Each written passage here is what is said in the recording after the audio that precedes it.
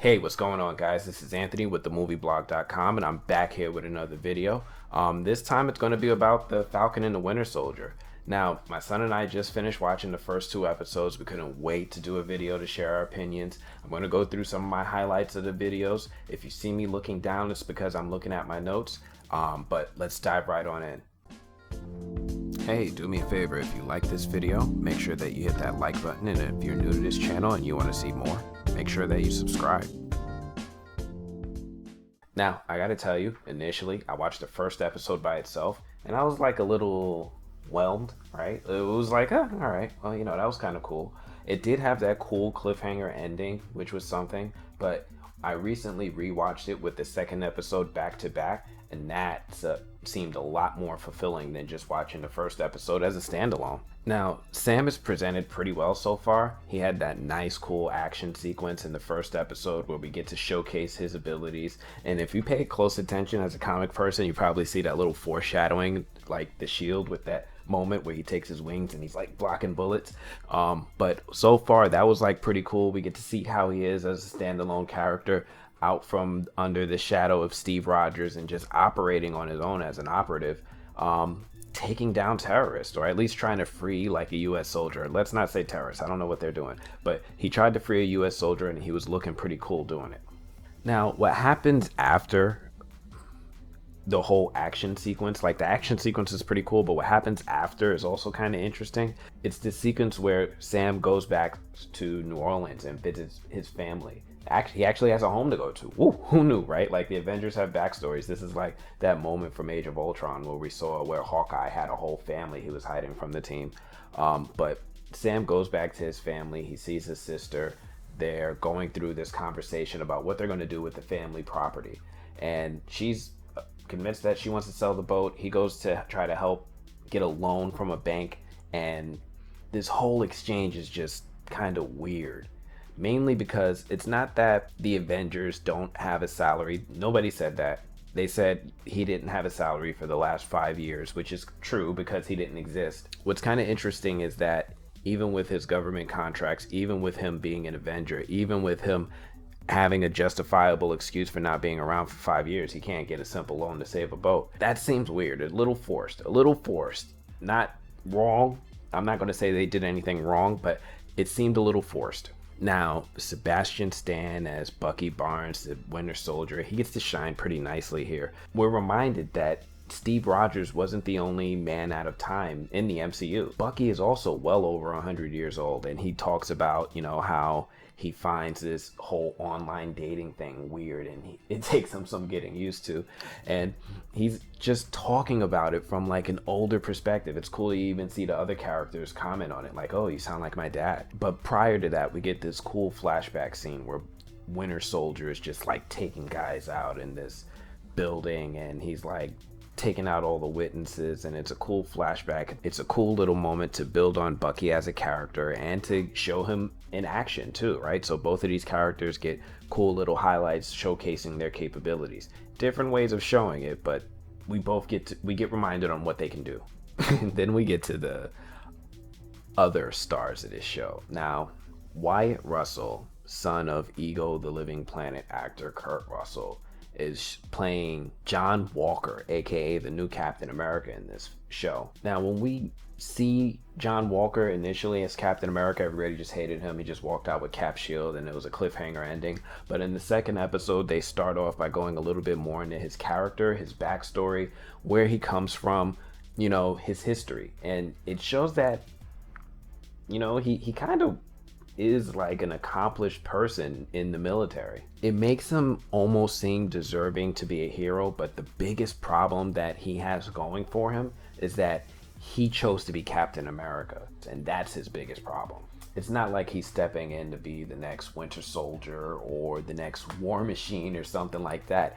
He's stepping in to be the next Captain America, and that brings a lot more gravity, a lot more attention, a lot more, regard to the mantle that he's taking on. He's taking on a character who co-defined the MCU as we know it, right up there with Robert Downey Jr. Chris Evans' performance as Steve Rogers is remarkable throughout the Infinity Saga.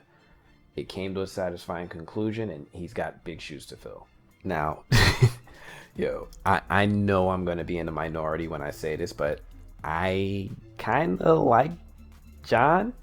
Like, I think he's kind of cool. Now, he's gonna rub people the wrong way, just because he's not Steve, right? Just because he's not Steve, he's gonna rub people the wrong way. But from what I'm seeing from the guy so far, that's his only problem. He seems like a strong, capable, and almost deserving to be a hero. He seems like he's done the work to try to be the next Captain America. He just happened to pick Captain America as the hero he tried to be, you know? Now, aside from the character introductions, we also get a little bit more into the Flag Smashers themselves and their motives behind everything. Well, at least now that they've got a little bit more screen time, we get a little bit more exposure into what it is they're trying to do, right? Now, essentially, they're like a group of individuals who were around after the blip, after Thanos snapped away half of all life on Earth. They were still around, and they felt like the way things were during the blip when half the population was gone is actually better, right? They actually think things were improved. Like, Thanos might have been right. But they actually think things were better then. Now, here's an interesting thing. Marvel hasn't really given us a lot of insight as to what happened in those 5 years or what life was like in the MCU in those 5 years. We've seen glimpses, but this is the first real opinion and insight as to someone saying, I like this better. Things were better this way. I like this then. And they not only think that things were better then without the additional people, without the additional people in charge, I'm assuming politicians or bureaucracies, they also think that this is a world that would be better served without borders. They want to destroy all borders, and they want to unite everybody in a utopic way where it's just one mankind working together in unison. And if this sounds at all somewhat altruistic, it kind of is, right? It kind of is like a altruistic way of thinking. Like, it would be better if everybody just worked together. Now, the problem is the way that they're going about doing things, right? You can't just force your ideas on people. That's what makes it a little wonky. Don't be surprised, it's not just you. It even catches the attention of Joaquin Torres, that guy that was working with Sam in the opening mission and got beat up by one of the Flag Smashers. He even said, like, hey, that kind of sounds kind of cool. He kind of not agreed with them, but he was like, Now, I wouldn't be surprised if Falcon and Bucky end up teaming with the Flag Smashers against John Walker as Captain America and the government. It would be kind of reminiscent to some of the stories we've seen in the Sam Wilson Captain America comics. But what's remarkably unique here from those stories is that Marvel is introducing a whole bunch of super soldiers, right? The Flag Smashers are super soldiers. Of course, Winter Soldier is a super soldier. And what we also get surprised with is the introduction of Isaiah Bradley, the Black Captain America, as a super soldier. When we're introduced to this character, Bucky takes us over to this guy's house. He casually describes how he beat the brakes off of Bucky Barnes when they first met, how he was ready to deliver more of these hands if Bucky wanted more of this smoke, right? But Bucky was like, no, I'm not here for that. I don't kill anymore. And he kind of seemed a little intimidated because this guy apparently beat the brakes off him, barely left his arm on, to the point where I'm guessing Hydra had to repair him. Now, Bradley's origin in the comics is tied to this thing called Project Rebirth. It's this effort between the US, the UK, and the German governments where they're trying to recreate the super soldier serum from Steve Rogers. And they're collaborating, they're working together. The German government decided that they wanted to experiment on African Americans. The storyline, I think, if I remember correctly, it was inspired by the Tuskegee experiments or the Tuskegee. Bradley emerged as one of the few survivors of the experiments. He actually eventually at some point took on a costume and shield meant for Steve Rogers, the original Captain America, used that to fight the Nazis, and that might be the story that he's talking about where he beat the brakes off of Bucky. I don't know. Let's see how much they actually borrow from the comics. But there's so many questions raised here. There's so many characters introduced, and then of course we end with that cliffhanger ending with Helmut Zemo still being reintroduced into the story for his expertise. The biggest question raised so far, the one that they raised early on that I think is going to resonate well throughout the series is, where is Steve Rogers? Now, my theory is that he's out in space with Nick Fury doing things with the Skrulls and, Sword maybe. Anyway, That's my take on the first two episodes. I think they were pretty good. I liked some of the comic references. I like the action.